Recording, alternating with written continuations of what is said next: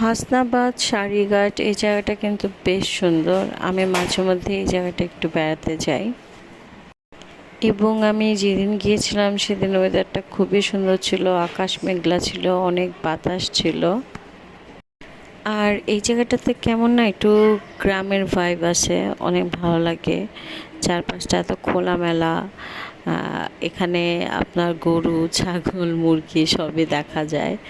তো এই ব্যাপারটা আমার কাছে খুব ভালো লাগে, আর আমার বাচ্চারা খোলামেলা পরিবেশ অনেক পছন্দ করে। আমার বাচ্চারা না, আমারও নিজেরও খোলামেলা পরিবেশ খুবই পছন্দ। এই যে কি সুন্দর করে সারি সারি গরু যাচ্ছে, দেখতেই তো ভাল লাগতেছে, মনে হয় আমি পুরো গ্রামে চলে আসছি।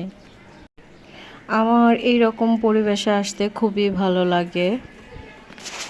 তারপর আমি আমার ছোট ছেলেকে ধরে একটি ভিডিও করলাম। এরপরে আমরা চিন্তা করলাম আমরা নৌকায় উঠব, কারণ সারিঘাটে নৌকায় উঠা যায়। এখানে সারি সারি নৌকা থাকে, তো নৌকায় উঠতে ভালোই লাগে। আর নৌকা থেকে ওই সাইডটা খুব সুন্দর লাগতেছিল। তো আমার বাচ্চা পাগল হয়ে গেছিল এই জায়গায় আসার জন্য, সেইগুলো দেখে এগুলোতে উঠবে বারবার বলতেছিল। আমার বাচ্চারা খুবই খুবই এনজয় করেছিল এই জায়গায়। আমরা সারিঘাট ঘুরে তারপরে ওখানে একটা রেস্টুরেন্ট ছিল একটু দূরে, তো আমরা ওই সাইডে গিয়েছিলাম রাতের খাওয়া দাওয়া করার জন্য।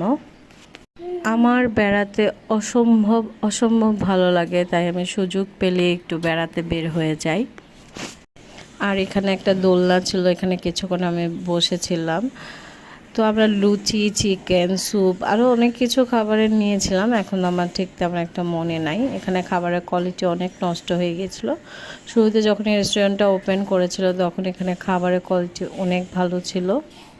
এই রেস্টুরেন্টের একটা দিক খুবই ভালো, এই রেস্টুরেন্টটাও খুব খোলামেলা ছিল। আমার বাচ্চারাও খুব খেলতেছিল, মজা করতেছিল, আর লোক সংখ্যা যেহেতু কম ছিল আমার এই জন্য ভালো লেগেছে। তারপর আমরা ওখান থেকে একটা জায়গা ছিল যেখানে চা পাওয়া যায়, অনেক রকমের চা, আমরা ওখানে চা খাই, চাপটি খাই। তো এই ছিল আমার একটা ব্লগ। আর ভালো লাগলে লাইক শেয়ার কমেন্ট করতে ভুলবেন না। চলে যাই, টাটা।